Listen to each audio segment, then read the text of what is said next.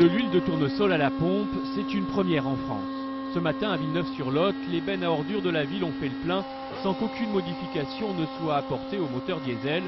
Prix 79 centimes le litre contre 1,15 € pour le gazole. Monsieur tout le monde peut faire la même chose.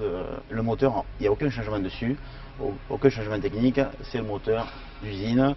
Il a, je crois, 180 km. Pendant la tournée, rien à signaler. Pour l'heure, le mélange comprend seulement 30% d'huile, mais bientôt tout fonctionnera au tournesol. Pour les éboueurs, familiers des odeurs, le pot d'échappement diffuse même un parfum agréable. Une omelette en fait, c'est une odeur de molette. Mais l'odeur, c'est vrai qu'elle est saine. C'est le maire qui a souhaité que ces camions roulent à l'huile végétale. Mais le droit français n'autorise ce carburant que pour le matériel agricole. Ce partisan du tournesol s'appuie donc sur une directive européenne de 2003 qui prévoit une utilisation sans limite. Nous sommes donc parfaitement dans la légalité et si les choses ne se sont pas faites plus tôt, c'est tout simplement parce que depuis 2003, les pouvoirs publics ne souhaitent pas que ce type d'initiative se développe, tout simplement pour des raisons de rentrée fiscale. Autre avantage de l'huile de tournesol, elle est non polluante.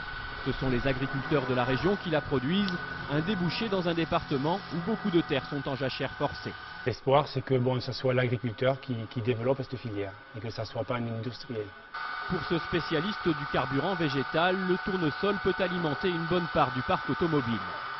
On va avoir 1,8 million d'hectares en jachère en 2008 et que sur ces 1,8 million d'hectares, on pourrait produire évidemment de l'énergie, donc des huiles végétales pures à destination de la combustion. Donc ce qui nous représenterait à peu près 1,8 million de tonnes équivalent pétrole, ce qui est tout à fait énorme actuellement. Déjà d'autres villes se montrent intéressées, c'est ce qu'espérait Villeneuve-sur-Lot, un effet tache d'huile.